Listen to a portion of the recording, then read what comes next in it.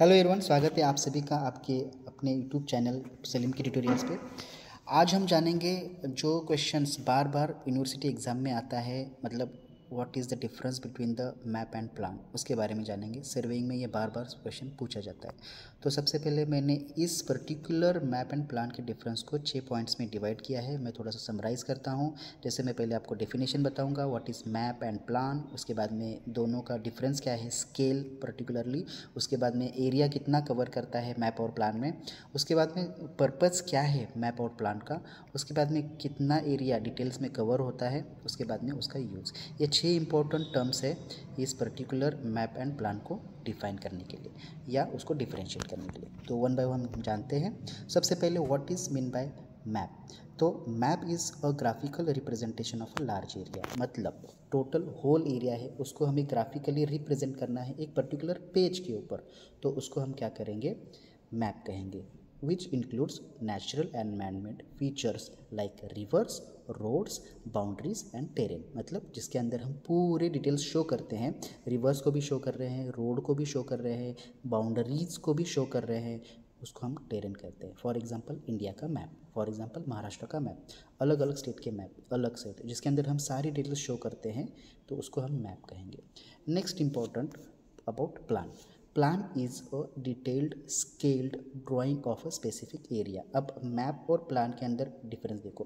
Plan का क्या है, एक पर्टिकुलर स्मॉल एरिया हम लेंगे, उसके बारे में डिटेल्ड और स्केल्ड उसको हम क्या करेंगे, स्केल वाइज उसको ड्रॉ करेंगे। मतलब छोटा एरिया है, स्पेसिफिक एरिया है, उसको हम क्या करेंगे, प्लान के ऊपर या मैप के ऊपर या उसको पेज के ऊपर डिटेल्ड उसका हम क्या करेंगे, ड्राइंग ड्रॉ करेंगे, उसको हम क्या कहेंगे, प्लान कहेंगे।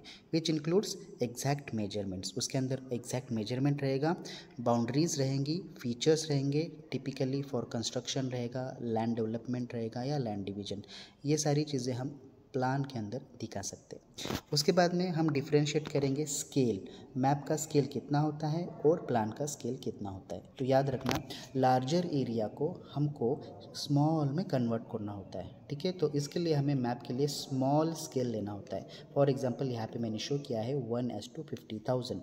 1:50,000 का मतलब क्या होता है, 50,000 mm को 1 mm में कन्वर्ट करना, या 50,000 सेंटीमीटर को 1 सेंटीमीटर में कन्वर्ट करना। यानी 50,000 mm अगर एक पर्टिकुलर लेंथ होगी तो उसको हमने 1 mm शो करना है मैप में। तो ये स्मॉल स्केल आता है इस पर्टिकुलर मैप के अंदर। उसके बाद में अगर हम प्लान को डिफाइन करेंगे, डिफरेंशिएट करेंगे, तो it is used for smaller areas, मतलब प्लान स्मॉलर एरियाज़ के लिए इस्तेमाल किया जाता है। हैविंग अ स्केल 1:500 टू 1:100, मतलब 500 यूनिट को हमको, एक्चुअल में वो 500 है लैंड के ऊपर, उसको हमने कन्वर्ट किया है 1 यूनिट में ड्राइंग शीट के ऊपर, ठीक है, या 1:100। ये पर्टिकुलरली जो भी हम एक पर्टिकुलर बिल्डिंग का प्लान बनाते हैं या ड्राइंग बनाते हैं उस टाइम पे उसको हम क्या कहेंगे, प्लान कहेंगे। नेक्स्ट इंपॉर्टेंट टर्म, एरिया कितना कवर कर रहा है। मैप, जैसे मैंने कहा कि मैप जो है ब्रॉड रेंज ऑफ एरिया जो है या broad range of geographical feature है उसके अंदर शो करता है मैप के अंदर। जैसे रोड होगा, रेलवे होगा, या बाउंड्रीज होगी, या कंट्री के सारे डिटेल्स होंगे, ये सारी चीज़ें हमको मैप में कवर होता है, मतलब लार्ज एरिया हम कवर करते हैं। बट प्लान में कैसा होता है, एक स्पेसिफिक एरिया ही हम कवर करते हैं, यानी स्मॉल एरिया हम कवर करेंगे। जैसे कि बिल्डिंग्स का प्लान करना है, रोड छोटा दिखाना है, या स्ट्रक्चर उसके अंदर छोटा सा दिखाना है, ये सारी चीज़ें हम प्लान में दिखा सकते हैं। उसके बाद में पर्पज़ क्या है, मैप किस लिए इस्तेमाल करते हैं। तो मेन इंपॉर्टेंट पर्पज़ है कि मैप हमें प्रोवाइड करता है एक general overview of large area. Overview हमें प्रोवाइड करता है लार्ज एरिया का, और it is very useful for navigation purpose, मतलब एक जगह से दूसरे जगह हमें जाना है तो उसके लिए हम मैप का इस्तेमाल कर सकते हैं, ठीक है। बहुत मूवीज़ में आपने देखा होगा कि एक मैप होता है, उस मैप के ज़रिए वहाँ पे डायरेक्शन समझ में आती है, उस मैप के ज़रिए हम एक साइड से दूसरी। सिमिलरली रिवर नेविगेशन होगा, मरीन नेविगेशन होगा, वहाँ पे भी हम प्लान या मैप का इस्तेमाल करते हैं, ठीक है, डायरेक्शन फाइंड आउट करने के लिए। उसके बाद में plan is used for precise work, जहाँ जहाँ पे एक्यूरेट वर्क की ज़रूरत होती है वहाँ पे हम प्लान का इस्तेमाल करते हैं, जिसके अंदर हमको हर एक पर्टिकुलर डिटेल होना चाहिए, ठीक है। और उसका इस्तेमाल हम कंस्ट्रक्शन में, लैंड डेवलपमेंट में, लैंड डिवीजन में, लैंड डेवलपमेंट यानी प्लॉट जो हम पर्टिकुलर एरिया 1 एकड़ है तो उसको हमने प्लॉट में कन्वर्ट किया, 1 1 गुंठा 1 1 आर में कन्वर्ट करते हैं, तो ये सारी चीज़ें हम प्लान में शो करते हैं, ठीक है। मतलब पर्टिकुलर एरिया, स्पेसिफिक एरिया को हमने ड्राइंग पे शो किया, उसको हमने क्या किया, प्लान, ठीक है। नेक्स्ट इम्पोर्टेंट, कितने डिटेल्स यहाँ पे मिलेगा, तो यहाँ पे मैप अगर हम देखा जाए तो एरिया तो ज़्यादा कवर कर रहा है लेकिन लेस डिटेल इन्फॉर्मेशन उसके अंदर रहेगी मैप के अंदर, ठीक है।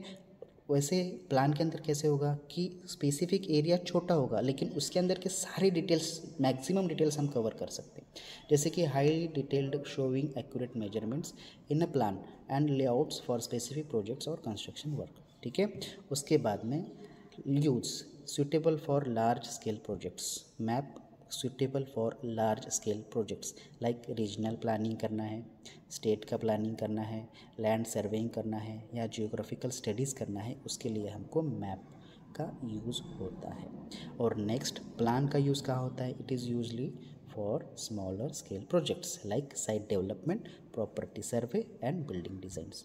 ये 6 इंपॉर्टेंट पॉइंट्स है जो डिफरेंशिएट करते हैं मैप और प्लान को, ठीक है। तो आशा करता हूँ ये वीडियो आपको समझ आया होगा, तो इस वीडियो को ज़्यादा से ज़्यादा अपने दोस्तों को शेयर करें, लाइक करें और ऐसे ही इन्फॉर्मेटिव वीडियोज़ के लिए SLM की ट्यूटोरियल्स को सब्सक्राइब करें। चलिए मिलते हैं नेक्स्ट वीडियो में नए टॉपिक के साथ।